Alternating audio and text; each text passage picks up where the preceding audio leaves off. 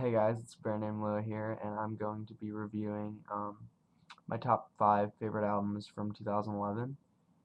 And it was a really hard year for me to pick. I was going to do top 10, but in all honesty, I couldn't pick 10 albums that I really could call my favorite albums because I thought it was a really bad year for music, and I just thought,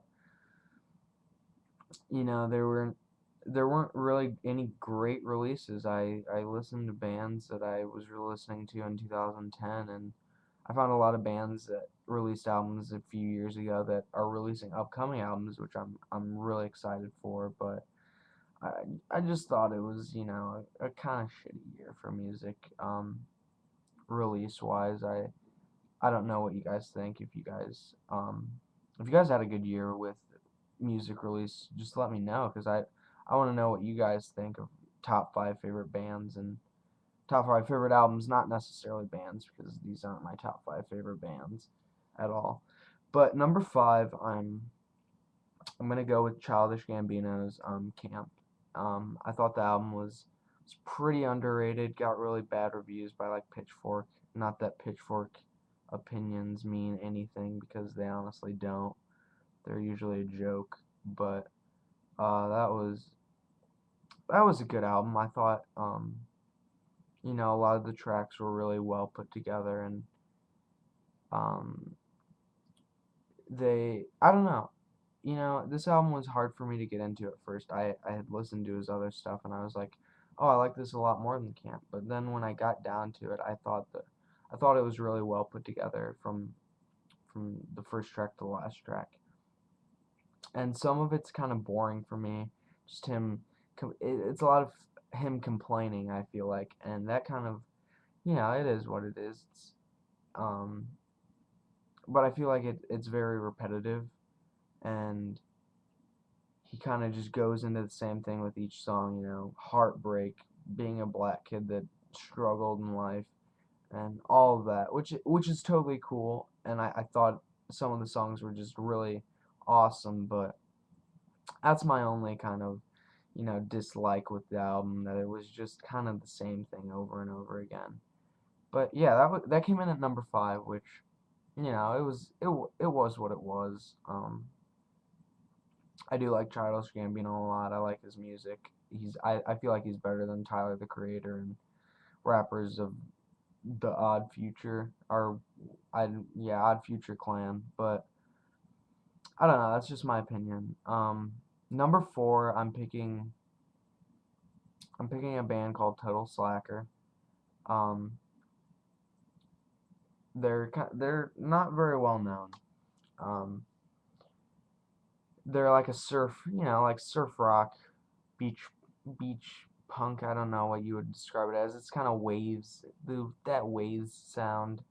Um, like I said, they're not very well known. They had a demo which was released, I believe, in '09. I might be a little bit off. It might have been released in 2010. But yeah, this is their debut album. It's it's actually funny because the drummer is Zach Condon from Beirut's older brother. And Beirut just released an album which I don't think deserved to be on this list because I didn't think it was very good. And I'm a big Beirut fan. I like them a lot, but I just thought that album was really bad. Back to Total Slacker. Um, I like this album a lot. I think it's just really fun to listen to. I don't think you can take it too seriously. It's not something that, it's not deep at all. Um, they talk about pizza, Four Loco, and, that kind of stuff, which is, what they want to do, and that's totally cool. But yeah, that came in at number 4. Like I said, don't take it too seriously. Just, have fun with it. Listen to it if, you're with friends hanging out and stuff. Number 3 is um is Wildlife by it's an album by La Dispute. Um, this album, when I first heard it, I didn't like it. Listened to it again. I kind of fell in love with it, as a matter of fact, and then I fell out of it again. I saw La Dispute live. It was a great show.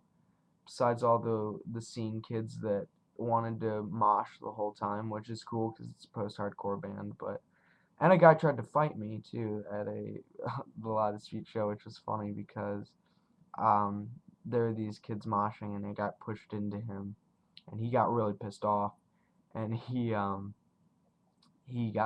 just started yelling and pushing me, which is okay because he wanted to enjoy the music, and that's totally cool. I'm not a huge fan of moshing, but in certain in certain bands, I guess moshing is a key thing, and I don't mind dancing, I don't mind jumping around, but it is what it is.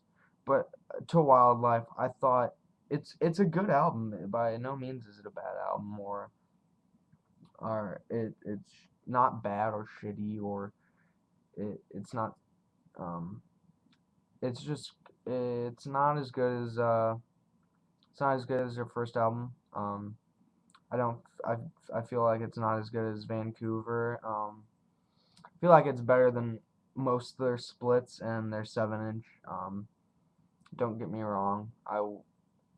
I just never got into the splits or the 7 inch. I never really gave them that big of a listen. I stick with Vega a lot, and Here Here. I'm a really big fan of Here Here for whatever reason, but I thought Wildlife, just it was kind of kind of just you know. I'm gonna go mainstream on this one and say King Park was like the only really standout track. I know a lot of people that love Loud Dispute or get pissed about that. They're like, "Oh, King Park's like such small hands. It's stupid that it's so overrated." It is what it is. King Park. The lyrics to that song are incredible, and Jordan. Jordan ceased to amaze me because all of his albums have just been lyrically they're amazing, and I feel like sometimes that his lyrics are almost looked at too much. I don't know if that cut, but his lyrics are almost looked at too much. I feel like the music to them are kind of overlooked, and that's disappointing because the instrumentals are also beautiful in La Dispute, and I do enjoy those. Um, but yeah, Wildlife it was it was mediocre. It made top five because I listened to it a lot. I've listened to that album at least 10 times, and um, when I went to go see him, I got really into that album, and I enjoyed it a lot. But yeah, my number two is Cold Caves, Cherish the Light Years. Sorry about that. Um, I saw Cold Cave again this past summer at Pitchfork. Um, Pitchfork it was in my opinion, Pitchfork was a waste of $45. I bought my girlfriend's ticket, so that was like I spent $90, but that's whatever. There were only a few good bands. I thought Destroyer was really good that day, and Cold Cave and D Plan was really good. The Dismemberment Plan was really good. That was that was really cool seeing them. But Cold Cave was probably my favorite that day, and their album's number two.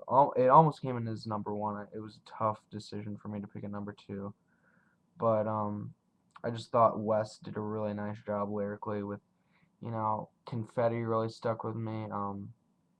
Villains of the Moon. Um,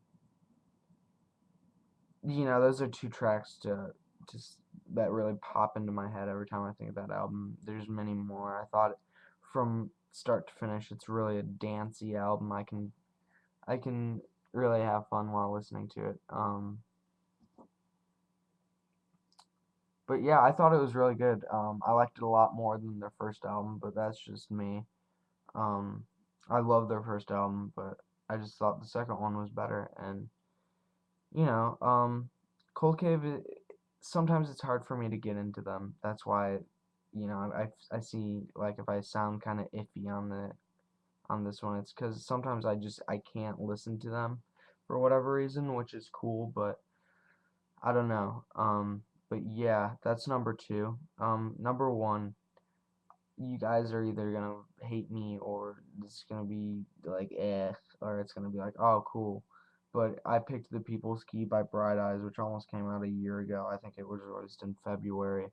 Um, I really do enjoy this album. From the first time I heard it, I really liked it. I think it's been the best album since Fevers and Mirrors, which was released in 2000. So it's the best album I think from it's I think it's better than, Casadega, I'm Wide Awake It's Morning, and Lifted, and A Digital Yearn, or a digital I'm sorry, A Digital Ash for A Digital Yearn. But I don't know.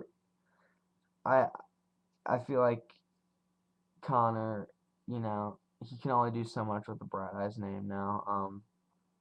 Which I thought he was gonna go in a really shitty direction, because I hated Connor Oberst in the Mystic Valley Band. I thought it was really bad. But so I was nervous because Casadega, in my mind, is the worst Bright Eyes album. And when The People's Key came out, I was really happy, because it's not where it's not like I'm Wide Awake It's Morning, which he just like sounds depressed the whole time and is whining and um, just being, Connor. It's not like that, but it's also not like I went to Mexico and I found myself Connor, which is really annoying too. Which um I don't know. I know a lot of people like Casadega and I'm Wide Awake It's Morning. That's like their two biggest. That's the two biggest Bright Eyes albums, and that's cool because I got into that was the first album I got into by Bright Eyes was I'm Wide Awake It's Morning. So there's a connection between me and that album. But after I listened to every other every other Bright Eyes album, it's hard for me to say that album's even in like the top five, because I can name so many better EPs and albums by Bright Eyes that just don't get credit. Like Letting Off the Happiness is undoubtedly the best album Bright Eyes has released. Like I can listen to every track, and it's I don't know, it's really cool for me to listen to that album, because it was released in like '98, and I was only like 4 years or 3 years into the band, and he was already getting to that level. And it has guys from like Neutral Milk Hotel on it, which is super cool. But yeah, number one is Bright Eyes, The People's Key. And there's a lot of bands that I didn't put on here because they released EPs and like demos, so I just wanted to keep it albums. Artists that definitely I thought some of their EPs were better than albums were Parenthetical Girls, The Privilege. I think two or three came out this year. I can't remember. I'm sorry about that. But really, the Privilege EPs are excellent. You should all check out Parenthetical Girls because they're an awesome band. And some other ones are Freddie Rupert. He released solo stuff. He's from Former Ghosts, if you've heard of them. And the song is A Mess But So Am I. He's in that, or former member of that band. And I think he's still doing Former Ghost stuff, which is really good. They released an album in 2010, I believe, which was really good. New Orleans is on that one, their biggest track, but it's a really good track. So um, I'm really pumped for this year in music, and I hope I know Y is coming out with a CD, Me Without You. Modest Mouse, I'm a little iffy on that one, but it should be. I like to see what Modest Mouse does, and um, I think a lot of cool bands are releasing albums, and I'm excited for that. But I've been running this video a really long time, so if you made it this far, thank you. And tell me what you think. I'm sorry for being so stupid and mumbling, but it's late, and I let me know what your top five favorite albums are, because I really want to know. So I'll see you guys.